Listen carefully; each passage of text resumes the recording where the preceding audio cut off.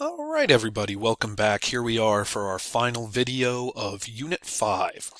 We're talking about Section 5.12 of AP Calculus, exploring behaviors of implicit relations in this video. And we're going to work through an example. This is adapted from free response number 6 from the 2015 AP Calculus exam, which means it's a non-calculator question. I added a little part here in the beginning that did not appear in the original question. So we're going to go ahead and start with that. All right. So first things first, we're going to show that dy dx is equal to y over the quantity 3y squared minus x. So we want to take the derivative of our original function, and we've got 3y squared dy dx minus the quantity, and then we're going to take the derivative of x times y, so that's x times the derivative of y, plus y times the derivative of x. And all that is equal to the derivative of 2. I'm going to go ahead and distribute the negative sign through here.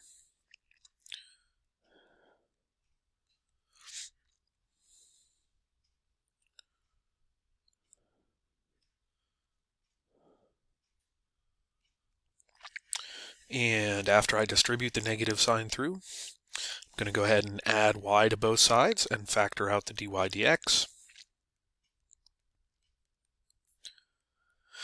And then divide both sides by 3y squared minus x. And we've got our derivative. And we want to make sure, of course, that that matches perfectly exactly what we're asked to show, and indeed it does. All right, so that's the derivative that we're going to use through the rest of this problem. Part B asks us to write an equation for the tangent line to the curve at the point -1, 1. In order to write an equation for a tangent line, we need two things, the point and the slope. We're given the point, so in order to get the slope, we just need to evaluate dy dx at the given point. So we're going to evaluate dy dx at the point -1, 1. Substitute those values into our derivative. So we'll put 1 in for y, and we'll put 1 in for y here, and -1 in for x. And it looks like we're going to end up with 1/4 as our slope. And so then to write the equation for the tangent line, I've got y minus the y coordinate is equal to the slope times the quantity x minus the x coordinate. And there's our tangent line. And I recommend you just write it using using point slope and leave it as is. Boom, done. All right. Next, part C, find the coordinates of all points on the curve at which the line tangent to the curve at that point is vertical. Okay, so if we want the tangent line to be vertical, that means we want the derivative to be undefined at that point. Remember, here is our derivative. And so if we want the tangent line to be vertical, that means we want the denominator of this to be equal to 0. I can go ahead and solve this and get x by itself. X is equal to 3y squared. And now, in order for this to be on the curve, this guarantees that if the point's on the curve, the derivative is undefined, and therefore the line tangent to the curve is vertical. But we also need it to be on the curve, which means that it needs to satisfy the original equation. And so what we're going to do is we're going to take 3y squared and put it in here in place of x. And so that gives us y cubed minus 3y squared times y is equal to 2. So y cubed minus 3y cubed is equal to 2. Negative 2y cubed is equal to 2. Y cubed is equal to -1. And therefore y is equal to -1. And then we can go ahead and put that back in here. X is equal to 3 times y squared. So x is equal to 3. And so there's a point where the line tangent to the curve at that point is vertical. All right. That should be the only one, right? I think so. Okay, and then the last part of this problem, evaluate d squared y dx squared at the point on the curve where x equals -1 and y equals 1. Did we already find? We already found the value of the derivative there. We know that at this particular point, dy dx is equal to 1/4. So when I take this second derivative, I'm going to be able to substitute that in to calculate the value. So I'm going to take the second derivative. The derivative of dy dx is d squared y dx squared. And then I've got low times the derivative of high minus high times the derivative of low. I'm going to square the bottom. And away I go. And now I'm going to evaluate that at the point -1, 1. So we're going to put 1 in here for y,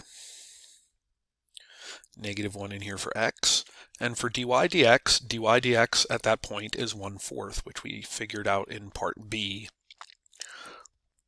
minus y, so that's 1, times 6 times 1 times 1/4, minus 1, all over, forgot a parenthesis there, all over 3 times 1 squared minus -1, all that quantity squared. So let's see, we've got 4 times 1/4 minus 1 times, and that's 3/2 minus 1 is 1/2, all over 4 quantity squared. So we end up with 1/2 over 16, or 1 over 32, as the value of the second derivative. All right, just like we did in the last video, I'm going to flip over here and stop into Desmos and take a look at what this implicit relation looks like. So our original function was y cubed, or pardon, our original equation, I shouldn't say function so casually, was y cubed minus xy, oops, I'm typing and nothing's going in, y cubed minus xy equals 2. Boom. There is our function. Wow, that's a groovy looking function. I'm going to zoom in here a little bit. Now the first part, we were finding the equation for the tangent line at -1, 1, which is right there. Let me stretch this out a little bit. -1, 1, which was right there. And that line that we had was y minus 1 equals 1/4 times the quantity x plus 1. Oops.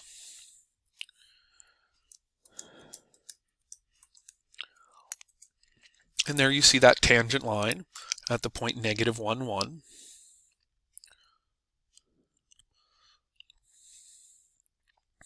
Okay. And it said to find the coordinates of all points on the curve where the tangent line to the curve is vertical. And we see this crazy curve going on.